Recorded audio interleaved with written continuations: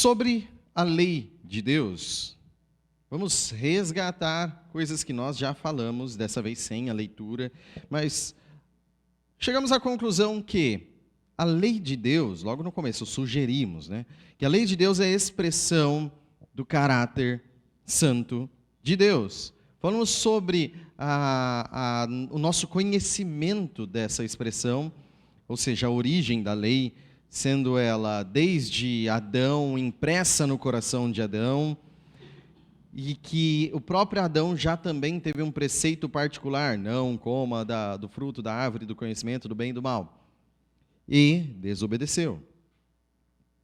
Nós também falamos que essa lei moral, ou seja, essa lei interior no coração de Adão, ela também continuou a ser regra perfeita depois da queda, ou seja, mesmo quando o homem pecou e deformou até a lei interior dele, ele deformou a visão, o entendimento sobre essa lei em si. Mesmo assim, todos os homens, todos os filhos de Adão, têm essa lei ainda em seu coração que acusa ou defende ele nas suas atitudes. Então não importa a língua, a época, o tipo de pessoa, cultura, todos os seres humanos têm essa noção de certo e errado, que eles respeitam ou desrespeitam conforme as suas atitudes. Eles têm essa consciência. Mas essa lei não só expressa em um mandamento particular, e nem apenas no coração do homem, mas essa lei em si também, ela é especialmente expressa no Decálogo, nos 10 mandamentos, 4 de amor a Deus e 6 de amor ao próximo. Então, mostrando, segundo a nossa leitura bíblica, que o caráter de Deus, que é essa lei, mostra o amor, o verdadeiro espírito dessa lei. No ponto 3, nós falamos sobre a lei cerimonial. Então, se a gente já falou da lei moral, agora da cerimonial. Então, cerimônias que tinham aspecto de sombra de Cristo, e sabemos que a verdadeira imagem, a verdadeira figura é Jesus. Então, esses cerimoniais que serviam para a adoração, para mostrar, para exemplificar a adoração e apontar para Cristo em coisas que Jesus faria, em suas graças e benefícios na salvação demonstrados a nós. Então, se você tem a expiação do seu pecado, eles tinham um ritual que simbolizava a expiação. Então, aqueles rituais, aqueles cerimoniais mostravam as graças que nós temos em Cristo, mas também ações de Cristo e sofrimentos de Cristo. E, em parte, só seria entendido a partir de Cristo mesmo. E todas essas leis cerimoniais foram impostas até o tempo da Reformação, e o único e verdadeiro legislador, que é Jesus, foi dotado de poder para cumprir e revogar essa lei cerimonial. Podem comer bacon hoje, não precisam deixar de comer carne de porco. Isso era a lei cerimonial. No ponto 4, falamos sobre lei civil, que era uma lei judicial para quem? Para o povo de Israel. E aí a gente comentou, para a gente não confundir o povo de Israel com o Estado de Israel de hoje, falamos que eles ganharam essas leis civis. Lembremos, ele não é necessariamente herdeiro ou a continuidade daquele Israel. Então, para aquele Israel foram dadas leis judiciais sobre escravidão, casamento, punição de crimes de assassinato, lesão corporal, crimes contra a propriedade, feitiçaria, idolatria, tratamento de viúvas, órfãos, empréstimos e outros, que expiraram junto com essa nação do povo de Israel.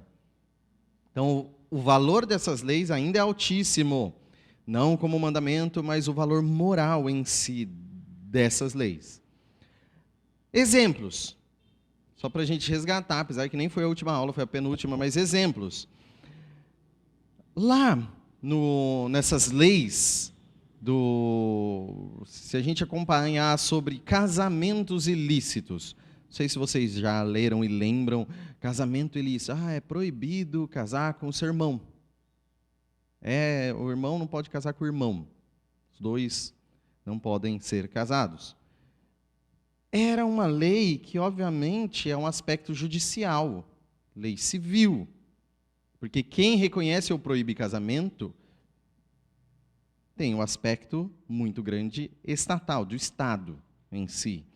Então, a partir de que essa lei expirou junto com o Estado de Israel, ela não deve ser aplicada hoje? Pode casar com um irmão?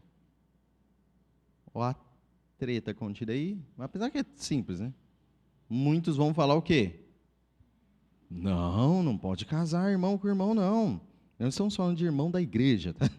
Estamos falando de irmão mesmo, filhos dos mesmos pais, irmãos de sangue. Não, vocês mesmos vão chegar à conclusão. Olha, não pode não.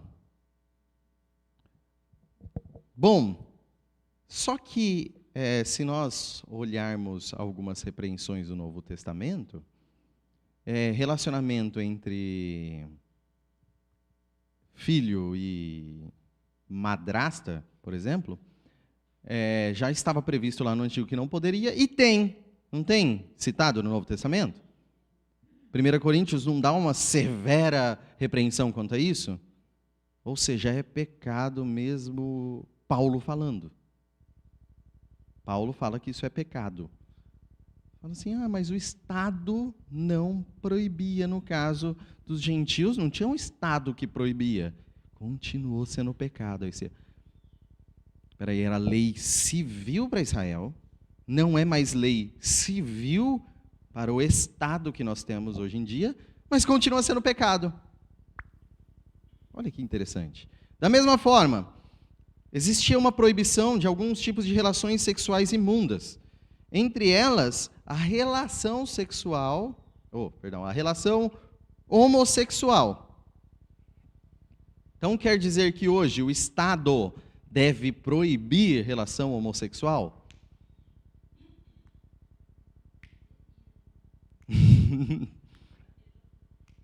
Não quer dizer que o Estado de Israel proibir, não quer dizer que o Estado do Brasil deve proibir, mas que é pecado. É pecado. Estão entendendo a divisão? Ou seja, nós não podemos pegar as leis judiciais do Estado de Israel e aplicar ao Estado brasileiro. Não é esse o nosso intuito. O nosso intuito com essas leis é demonstrar o que é pecado, entender a moral dessas leis. E aí você fala assim, mas é Antigo Testamento esse negócio de ser pecado a homossexualidade. Aí Paulo vai lá de novo, né? E Romanos 1 vai falar o quê? Sobre isso é imoralidade. Então, ele não fala, olha, e Roma deveria urgentemente proibir a homossexualidade. Não, ele não fala isso, ele fala é pecado, e Deus vai punir, e Deus pune. Então, o que vocês devem fazer, amiguinhos? Opção A, obrigar todos a seguirem pelo Estado essa, ou B, anunciar que é pecado e que há libertação de pecados em Cristo. B, ok? Então, é para mostrar, evidenciar o pecado. Continua sendo um preceito moral, só não tem que ser imposto pelo Estado. Isso é separação Estado e Igreja que nós, batistas, confessamos. Bom, na última aula em si, nós falamos sobre a continuidade da lei moral, ou seja, esse mesmo aspecto moral da lei, o aspecto moral da lei. Não só os 10 mandamentos, mas de tudo que foi registrado. Inclusive, David e Laura comentaram comigo depois sobre entender a lei moral não só como apenas o decálogo, isso aí o Esteban mesmo falou, mas todos os preceitos de Deus têm esse aspecto moral, inclusive, bem claramente, a profundidade ou extensão do que Cristo ensinou. O próprio Cristo evidencia a lei moral de Deus, aprofunda o entendimento, mostra a sua lei. Onde que nós podemos, um exemplo, não é único, mas um dos maiores exemplos da legislação de Cristo ao seu reino. Onde ele expõe isso? No monte. Nós vamos ter riquíssimos capítulos ali em Mateus 5, 6, 7, falando sobre o Sermão do Monte. E ali, assentado no monte como rei, ele mostra a lei do seu reino de uma forma maravilhosa. Daria para a gente começar a expor o Sermão do Monte assim na EBD e levar uns 2 anos, no mínimo. Eu acho que é mais ou menos isso a previsão. E não estou brincando nem exagerando. 2 anos eu acho que é mais ou menos. Mas é excelente, irmãos. Que sermão. Bom, com certeza, com certeza. Dá para programar sim. Só que aí tem que fazer que nem o Tiago Cavaco, lá de Portugal, fez. Ele fez essa exposição e os irmãos, a cada versículo, tinham que decorar o versículo. E aí a igreja tinha que rezar. Toda a igreja fazia junto, bem-aventurado, e falava todas as bem-aventuranças em sequência a igreja, assim, ó, decorado. Aí, dá para fazer esse trato. É um por semana, ou às vezes menos, então pode ficar tranquilo. Dá tempo de decorar tranquilaço. Então, na lei moral, nós temos uma obrigação, é isso que nós lemos na última aula, uma obrigação para todos e para sempre. Não expira, não expira. Mesmo os que foram justificados em Cristo têm obrigações com a lei moral. Você fala, como assim? Eu sou obrigado? No sentido de que o amor é essa lei. E é lógico que quem está remido em Cristo não é desobrigado do amor. Na verdade, ele é, como o último ponto trata, capacitado para o amor. É uma grande diferença. Então, pela existência ainda do aspecto moral da lei, que existe o pecado. E existe retidão. Então, se a retidão é amar, como a Bíblia mostra, lembremos o que foi falado no final da aula passada, inclusive comentado pelo Caio e pelo Esteban, de que nós precisamos entender o aspecto do amor e também entender que o amor está expresso na lei, ou seja, na palavra de Deus. Não inventaram um conceito de amor nosso. Isso é o que o mundo quer. O mundo quer falar assim, concordar conosco, falar, é verdade, o principal é o amor. O que quer dizer? Aceitação de qualquer pecado. Não, isso não é amor. Então, como a gente descobre o que verdadeiramente é amor? Fácil, hein? Escrituras. Capacitado pelo Espírito Santo, no estudo, investigação das Escrituras, em relacionamento com Deus, em aprofundar-se nesse relacionamento de santidade, você descobrirá o que é verdadeiramente amor. Verdadeiramente amor. E falamos que, então, o cumprimento disso, por exemplo, não adulterar é por amor, não matar é por amor ao inimigo, não furtar, não cobiçar é por amor ao próximo. Então, cumprimento da lei é o amor. Voltando, então, vamos prosseguir com o ponto 6. Sobre isso que foi falado de resgate aí das últimas aulas, algum comentário? Sim, não, mais ou menos. Nem lembro do que você acabou de falar. NVI de novo. Voltamos à NVI, saímos da área da NVI. Ponto 6, então, vamos falar sobre o valor da lei em si, para nós. Vou ler, que esse ponto é bem pequeno, e eu tenho certeza que eu estou muito bem de acompanhar quanto tempo isso vai demorar. Embora os verdadeiros crentes não estejam sob a lei como um pacto de obras, para serem por ela justificados ou condenados, contudo, ela é de grande utilidade para eles, assim como para os outros, à medida que, como uma regra de vida, os informa sobre a vontade de Deus e de seu dever, dirige e os obriga a andar em conformidade com ela e mostra-lhes também as contaminações pecaminosas de sua natureza, corações e vidas. Então, examinando-se dessa maneira, eles podem chegar a mais convicção, humilhação por e ódio contra o pecado, juntamente com uma visão mais clara da necessidade que tem de Cristo e da perfeição da sua obediência. ela é semelhantemente útil para os regenerados, para restringir as suas corrupções, à medida que proíbe o pecado, e as suas ameaças servem para mostrar o que até mesmo os deles, pecados, que, entende-se, depois eu alterei, os pecados deles, tá?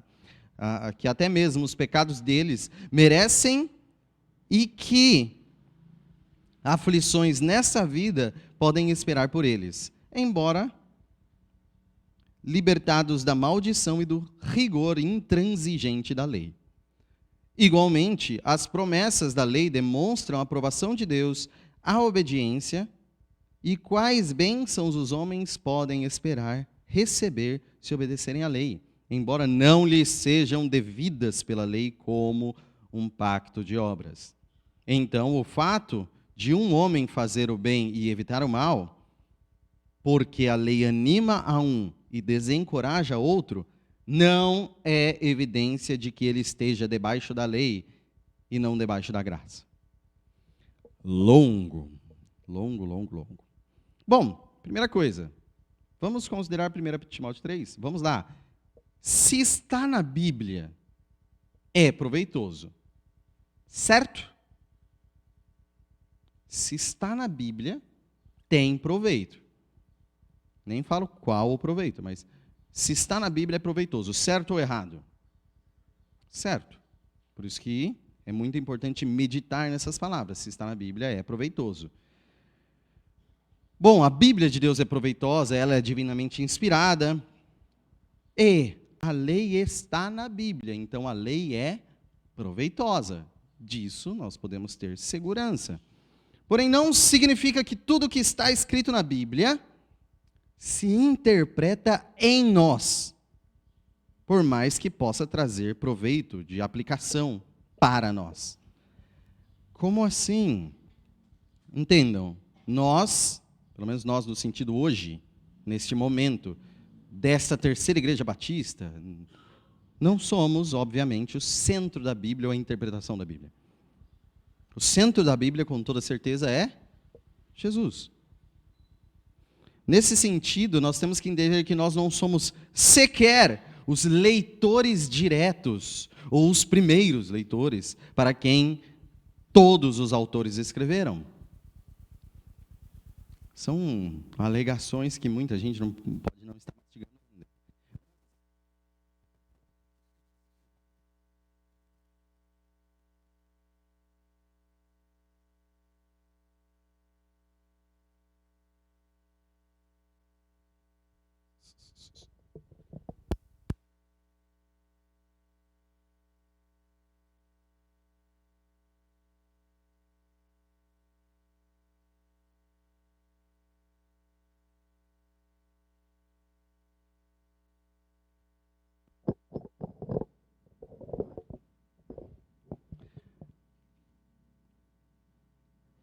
Então quer dizer, por exemplo,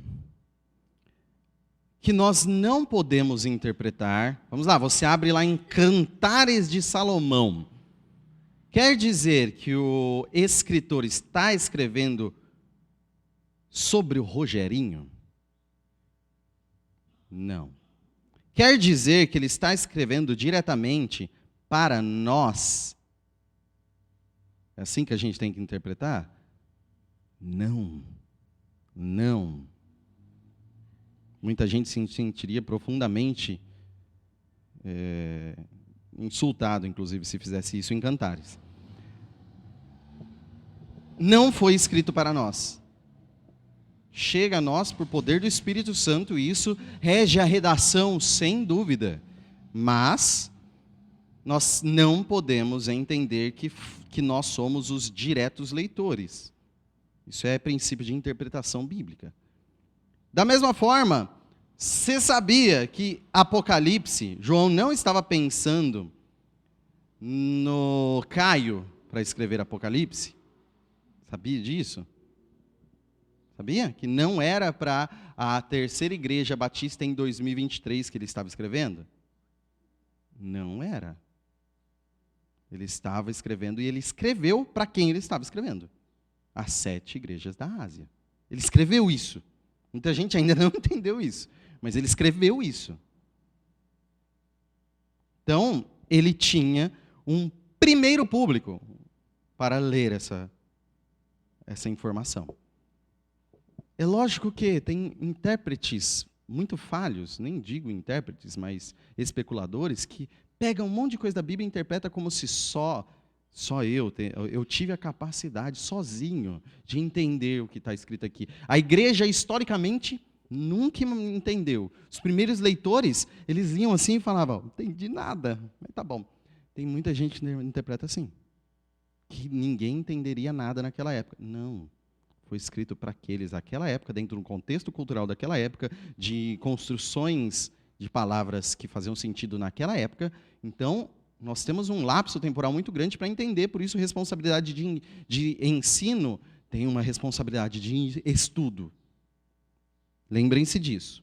Então, se não é tão simples assim, interpretar Cantares, porque não foi para a gente, Apocalipse, que não foi para a gente, a mesma coisa é a lei. Entenda, ela teve um público definido originalmente. Teve um público definido. Então, para entendermos qual é o proveito da lei para nós hoje, nós precisamos entender para quem foi escrita, qual a sua real validade para a igreja hoje. Então, carece de uma interpretação aí. E nós temos aqui uma interpretação sendo feita. Já bem clara nesse ponto, inclusive bem longa neste ponto, falando para que serve essa lei. Já que nós já falamos que tem leis que foram diretamente inspiradas com Israel, que tem cerimônia que foi mostrada para ser sombra de Cristo, que tem lei moral que serve para todos, de todos os tempos, e está escrito no coração mesmo que não tenha acesso à lei, tudo isso a gente já interpretou, e agora vamos falar, e para a igreja então, quais são os valores dessa lei? São estes. Começa o seguinte, embora os verdadeiros crentes não estejam sob a lei como um pacto de obras, para serem por ela justificados ou condenados. Ou seja, todo aquele que é cristão de verdade, todo aquele que crê em Jesus de verdade, não está abaixo ou sob a lei. Não está abaixo da lei. A lei não está nas costas dele.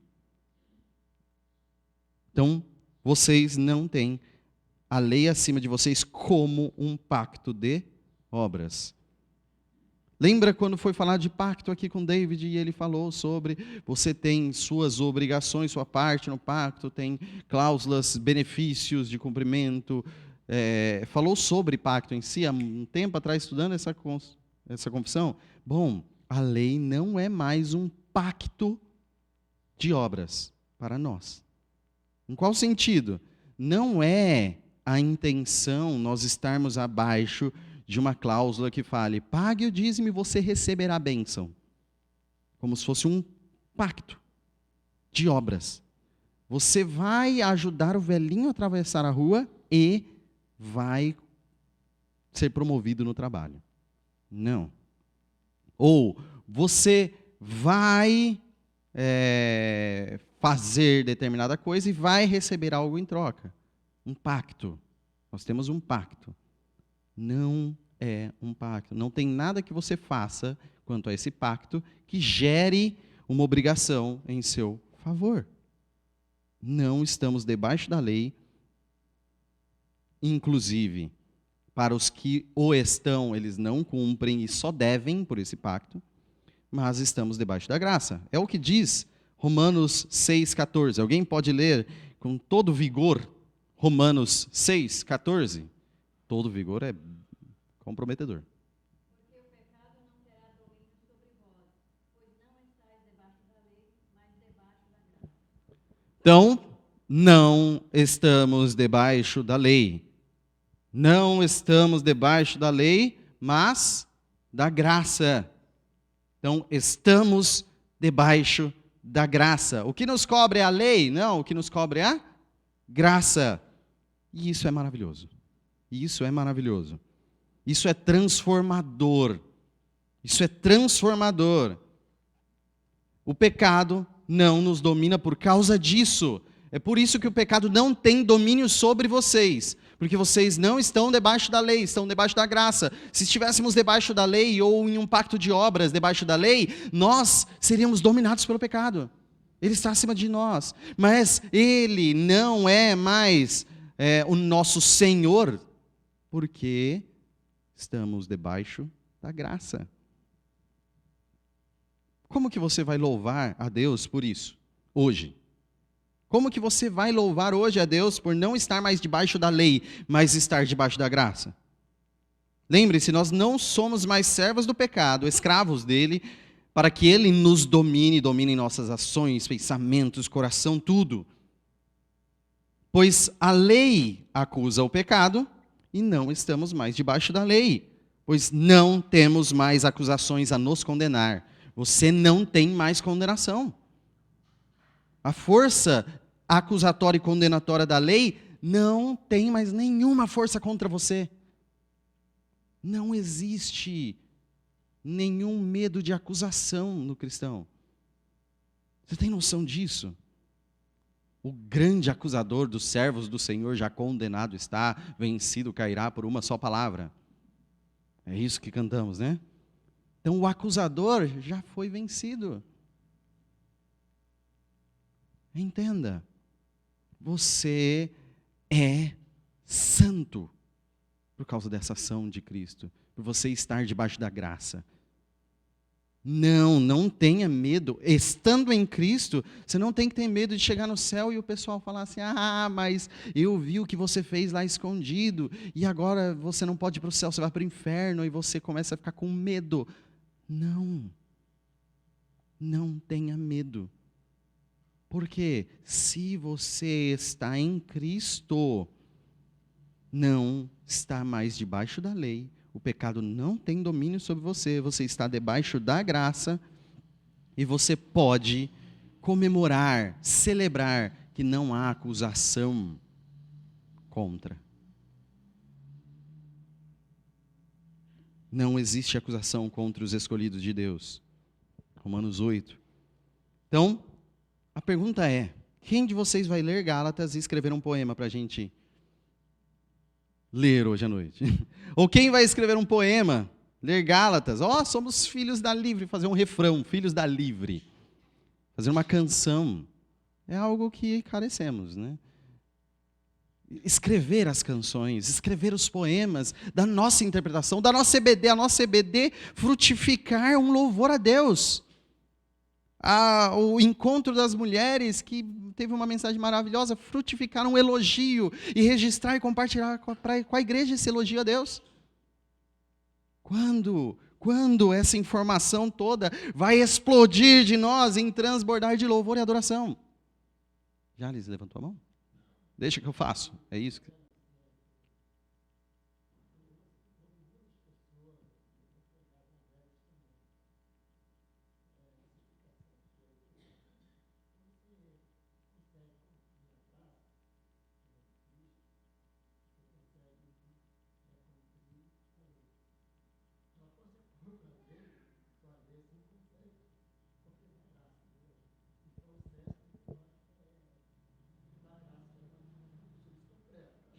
Sim, é o combo do ponto 7, próximo. Ou seja, na graça, a gente não pega a lei e rasga assim, no sentido de ela não existir. A gente cumpre a lei. Vem com um combo. Então, quando a gente vai para a lei, a gente é só desgraça. Quando a gente vai para a graça, a gente cumpre a lei. Mas isso a gente vai falar depois. Mas é essa observação sim, Jales. Toda a razão. Então, nesse sentido, nós já concluímos que essa lei moral, escrita em nossos corações, expressa nos 10 mandamentos, deve ser seguida por todos. E não será, obviamente, seguida perfeitamente por nenhum de nós. Perfeitamente por nenhum de nós nessa vida, a não ser Cristo. Cristo é o único que neste mundo cumpriu perfeitamente. Então, isso traz condenação para todos, obviamente. Esse é o Evangelho, isso traz condenação para todos. Mas Cristo tira a condenação. Lembrem-se disso, Cristo tira a condenação. Então Jesus cumpre a lei, recebe os méritos e nos concede os benefícios do seu cumprimento à lei. Fazendo uma troca. Sim, ele recebe a nossa maldição, a nossa condenação e paga na cruz por ela. Não varre para debaixo do tapete, ele paga. Então ele faz uma troca mais, que ao nosso ver pode ser injusta, mas na verdade é o maior exemplo de justiça. A troca mais justa de todos os tempos.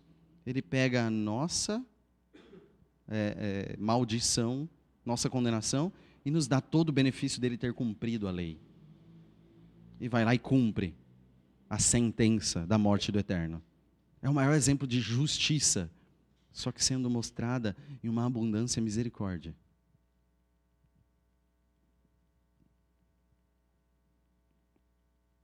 A partir disso, não estamos debaixo da lei. Não resta mais poder nenhum dessa lei em nós, mas estamos debaixo da graça de Cristo. É um momento, falando de Bunyan novamente, é um momento que, se você entender, realmente é o fardo cair quando você chegar aos pés da cruz. É aquele peso de, sim, meu pecado me condena, meu pecado me traz aflições, agonias, e aí você chega aos pés da cruz carregando aquele fardo terrível do seu próprio pecado e ele cai. Aos pés da cruz o fardo cai. E você está livre do fardo. Livre do fardo. Então lembrem-se, pela lei não há justificação. Pela lei não há, para quem está em Cristo, condenação. Pela lei não há, para quem está em Cristo, condenação.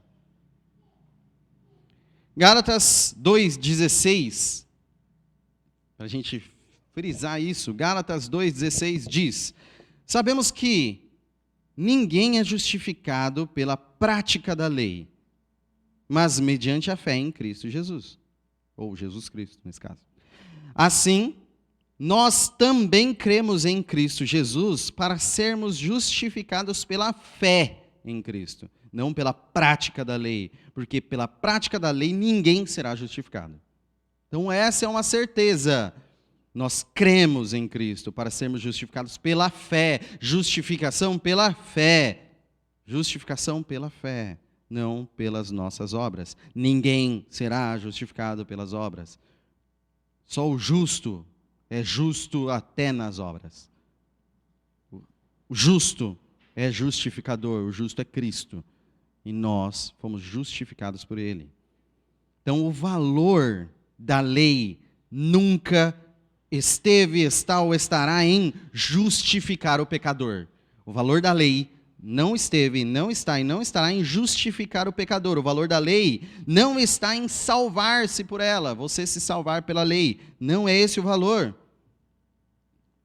Mas, Romanos 8:1 diz o quê? Pode ler, Romanos 8:1.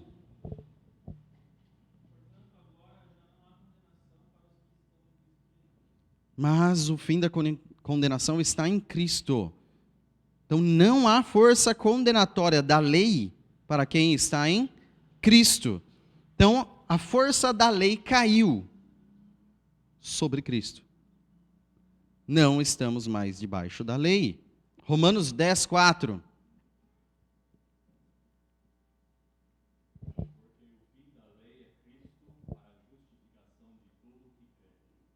O fim da lei, ou seja, existia uma continuidade, o fim, o objetivo final, o direcionamento da lei é Cristo, para a justificação de todo aquele que crê. Ou seja, a lei tem um caminho, mas chega em Cristo, é o fim, é o objetivo da própria existência da lei, e aí Cristo é a justificação do que crê.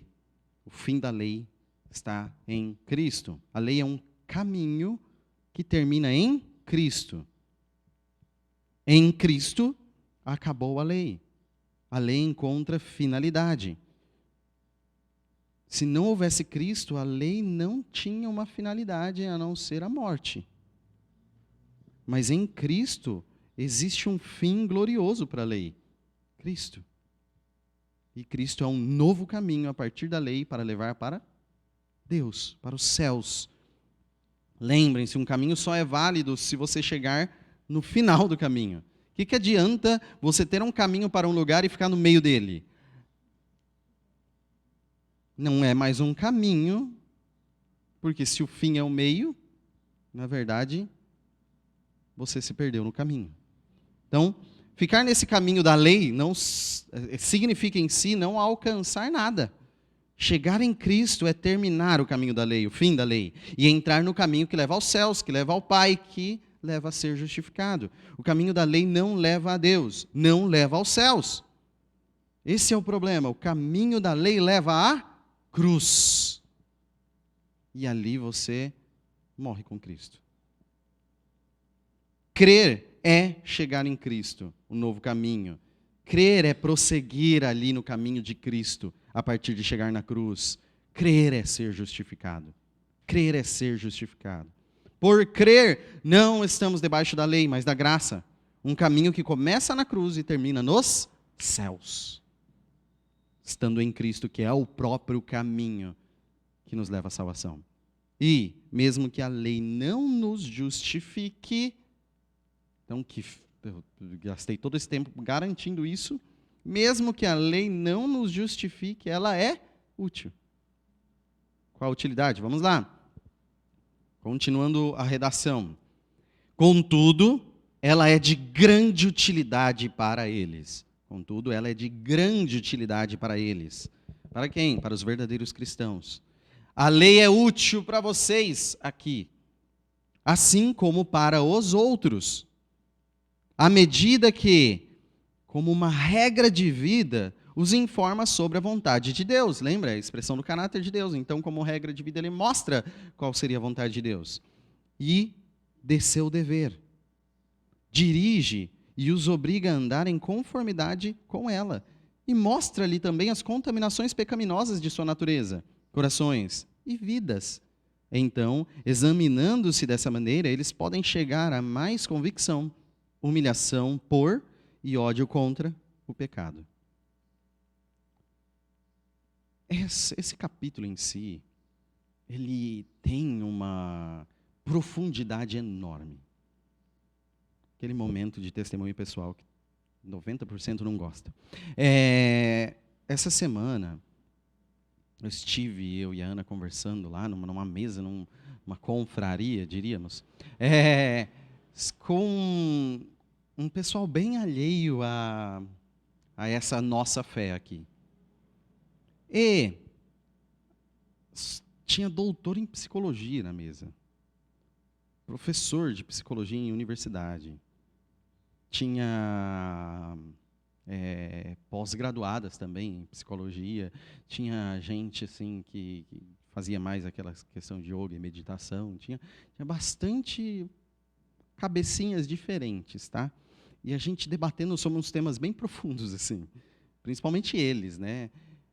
Pois bem, naquele momento de quem sou eu para falar alguma coisa entre tantos especialistas, sabe o que eu contribuí para falar com eles, que estavam discutindo, tinha uma economista também, tá aí discutindo com o psicólogo, falando sobre gênero sexual de hoje em dia, do pessoal tudo com a cabeça meio com inúmeras dificuldades, e o pessoal admitindo as dificuldades, mas falando sobre... E aí a conversa caiu mas qual é o parâmetro de certo e errado? Qual é o parâmetro de certo e errado? Quem diz o que é certo e o que é errado? E aí o rapaz daquela espiritualidade aberta, vamos dizer assim, que a vida dele é meditação e yoga, ele falou, todos nós temos uma mesma ideia do que é certo. Vocês têm que admitir isso. Todos nós temos uma ideia do que é certo. A gente tem que buscar no nosso interior, por isso ele medita. O certo é... Eu olhando assim, eu falei, caramba, esse cara é um exemplo da EBD. O que eu garanto para você... E eu falei isso, tá? Eu expliquei para ele sobre essa questão da lei interior, expliquei também sobre... Nós, se não tivéssemos um parâmetro, que é a Bíblia, que é Deus, não existiria mesmo certo e errado. Então, observação interessante, todos vocês aqui estão tendo uma filosofia tão profunda nesse capítulo de lei, que vocês podem sentar à mesa de quem for nesse mundo sobre muita coisa, isso daqui é profundo. Isso daqui é um retrato da alma. Isso daqui é um retrato da psique. Isso daqui é sobre a existência e o sentido para muita gente. E vocês estão tratando disso. O pessoal saiu meio, temos provas, emocionados assim de ouvir algumas coisas que para a gente aqui qualquer um dos irmãos falaria. Os doutores se debruçando a nossa redação da confissão de fé. Foi uma experiência singular, sim, mas foi para mim uma revalidação daquilo que nós estamos vendo aqui. O que nós estamos estudando responde à existência de muita gente. É a resposta que muita gente buscou nas letras aí deste mundo e não tem. Tenta buscar no seu interior, mas não consegue corresponder como nos corresponde a Bíblia. Pois bem, se nós estamos falando que existe uma grande utilidade em entender essas leis, porque ela nos obriga a fazer o bem e nos ajuda a lutar contra o mal, ou seja, a lei tem uma grande importância. Se você entender em seu verdadeiro espírito de amor da lei, você se atentar à vontade de Deus que está expressa nela. Ou seja, por mais que a lei não é uma obrigação condenatória para quem está em Cristo, ela nos mostra como ou que devemos amar a Deus, que devemos amar ao próximo e como devemos amar ao próximo. Ela foi e sempre será a vontade de Deus, por causa de seu caráter e essência, que é o amor. Então essa lei, em seu verdadeiro espírito de amor, nos mostra como o pecado ainda é presente e nos faz desejar o dia do Senhor, tirando o nosso apego a esse mundo. Ou seja, quem aqui luta contra o pecado?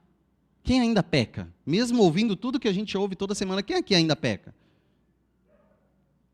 Quem? Vamos considerar aí, já esse mês, estamos só no dia 5, já falhou miseravelmente na sua luta contra o pecado.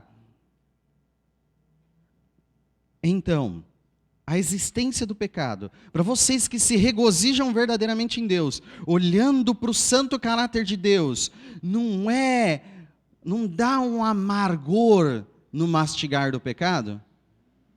Não é quando você pega o pecado assim, você mastiga e não dá aquele retrogosto horrível, aquela ideia amarga, você falando, eu estou fazendo isso de novo. Por mais que na explosão você comeu mesmo, você colocou aquilo na boca e está mastigando, você sente aquele amargor, eu falo, por que eu fiz isso? Por que eu respondi dessa forma? Por que eu agi dessa forma? Por que eu falei isso? Por que eu vi aquilo? Por quê? Por quê? Pois bem, então, esse parâmetro do certo nos faz ver que ainda fazemos errado. Só que isso nos lembra da promessa de que haverá um dia que isso nunca mais vai entrar na sua boca. Haverá um dia que você não vai mais sentir o sabor do pecado. Haverá um dia em que você não vai mais perder nessa batalha. Haverá um dia invicto. Haverá um dia de vitória abundante, plena, infinda. Haverá um dia em que vai passar tudo isso que a gente luta aqui e falha às vezes. Não faz desejar que chegue esse dia? Vendo o mal, vendo o pecado, vendo a corrupção existente, não faz ainda mais desejar o dia do Senhor? Não faz ainda mais falar, Maranata, vem, Senhor, chegue logo o dia em que a vitória que já foi consumada, me consuma completamente. Esse é o nosso desejo e a lei nos ajuda a identificar o pecado e fazer ardentemente aguardarmos esse dia. A lei serve para mostrar nossas contaminações pecaminosas, tornar visível a nossa falha moral, para não vivermos desleixadamente, sem arrependimento e sem amor. Então isso nos leva a ter mais convicção do que é o pecado e da nossa luta contra ele. Isso nos leva a ter uma maior humilhação quanto às nossas forças. E acreditem, se você se achasse forte a todo momento, você se distanciaria de Deus. E por isso que Paulo fala que o poder de Deus se aperfeiçoa na fraqueza. E por isso você tem tantas aflições na batalha sua e dos outros, não sua, com o pecado, para mostrar o quanto nós estamos frágeis nesse mundo. Mas o quanto a força de Deus se aperfeiçoa nessa fraqueza. E o quanto o reino de Deus, nas forças da graça, já invadem este mundo de obras. Isso nos leva a um maior ódio contra o pecado. Não vai fazer a gente passar a mão na cabeça do pecado. Vai fazer a gente ter nojo de encostar nele. Cada vez mais ódio contra o pecado. Então, que isso nos faça gemer por aguardarmos o dia do Senhor. Num coro junto com a natureza, como Romanos 8 mesmo diz. Como a criação está? A criação está gemendo pela revelação dos filhos. A criação está gemendo. Vocês podem ver as atrocidades que os homens fazem, como eles tratam a própria criação, a natureza, como eles tratam uns aos outros, como eles são sanguinários, e a terra está pronta para vomitar os homens dela. E várias vezes o faz, vários desastres acontecem, e tudo isso é testemunho de uma natureza que rejeita o pecado, que ela foi submetida por causa do pecado do homem. Mas a criação será redimida em Cristo. Haverá novos céus, renovados céus. Haverá nova terra, renovada terra em Cristo, na revelação de Jesus Cristo no dia final. Então, se a própria natureza espera isso, quanto mais nós, filhos, quanto mais nós, parte dessa luz desde já, redimidos e redimindo. Romanos 3, 20, para falar sobre essa maior lucidez que a lei nos traz. Romanos 3, 20, alguém pode ler?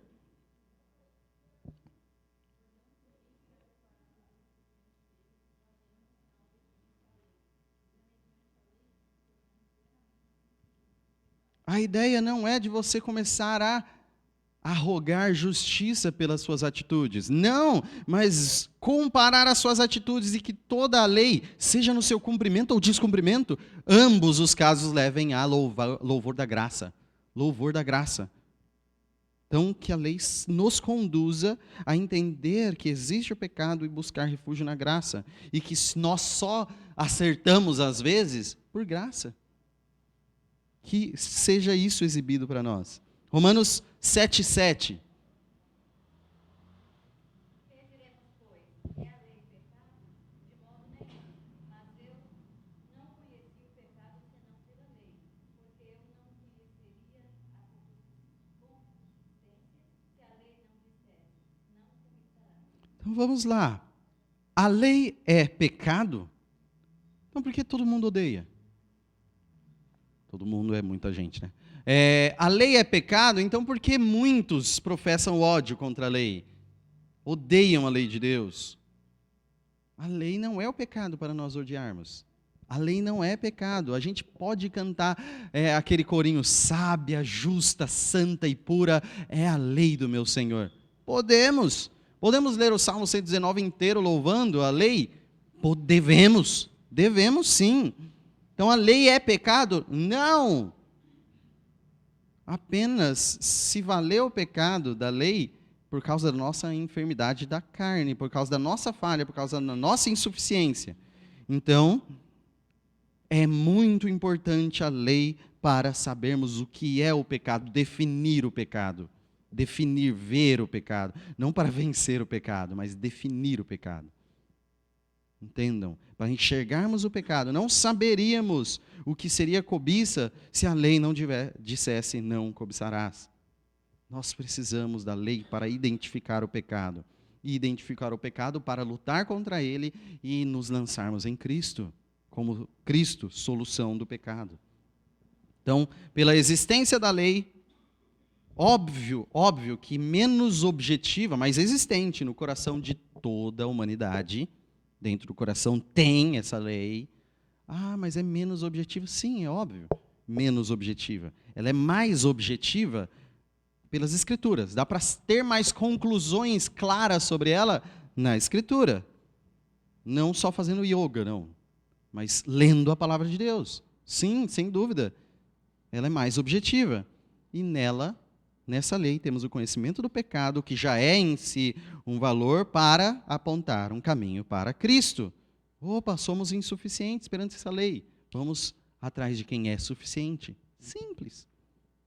Perante uma lei no qual eu não consigo cumprir, vamos contemplar ainda mais quem consegue. Quem consegue cumprir a lei é Cristo. Saber do pecado sem ser conduzido a quem resolve o problema do pecado é terrível. Não fiquem no caminho. Não fiquem no caminho da lei. Encontrem o caminho excelente, o caminho que leva a Deus, o caminho que é Cristo. Jesus é o caminho. Última parte aqui. Como ela é um pouquinho grande, eu gostaria de deixá-la, então, para o próximo, porque eu não vou conseguir concluí-la em 10 minutos. Comentários? Algum compartilhamento ou dúvida? Jales?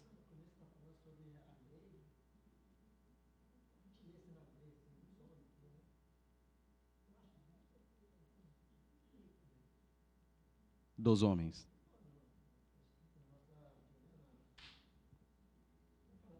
Constituição, Código Penal, Civil.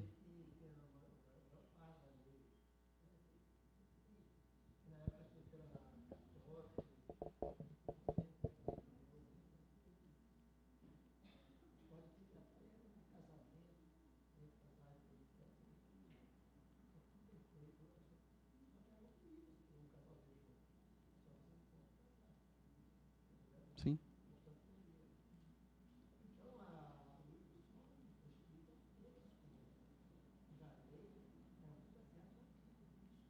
Sim.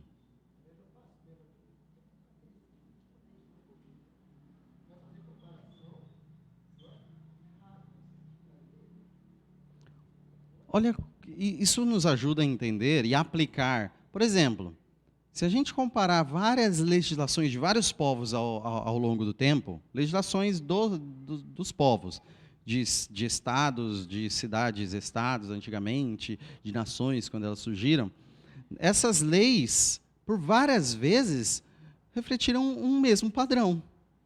Então, povos, vamos considerar o mais antigos possíveis, eles tiveram coisas semelhantes, por mais que não tiveram contato. Aí eu pergunto, por que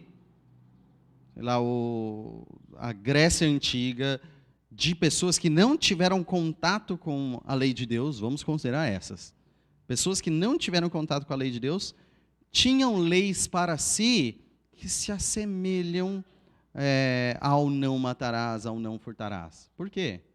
Porque eles chegaram às mesmas conclusões e a tendência da maior parte das leis é exibirem uma boa gestão de sociedade, não todas.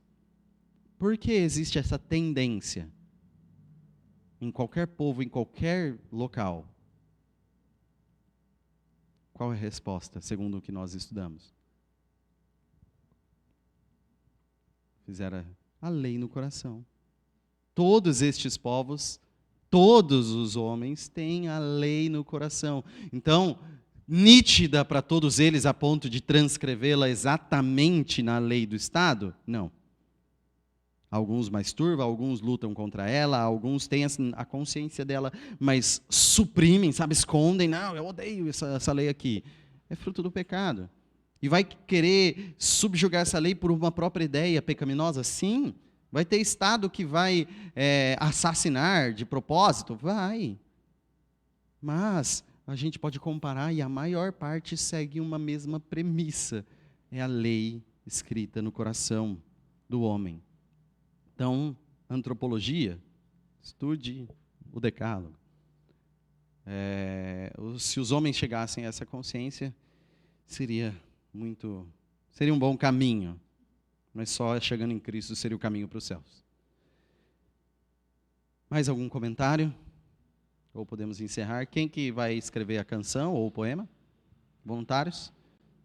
Mas esse é uma coisa que eu tenho há uma boa data em meditação.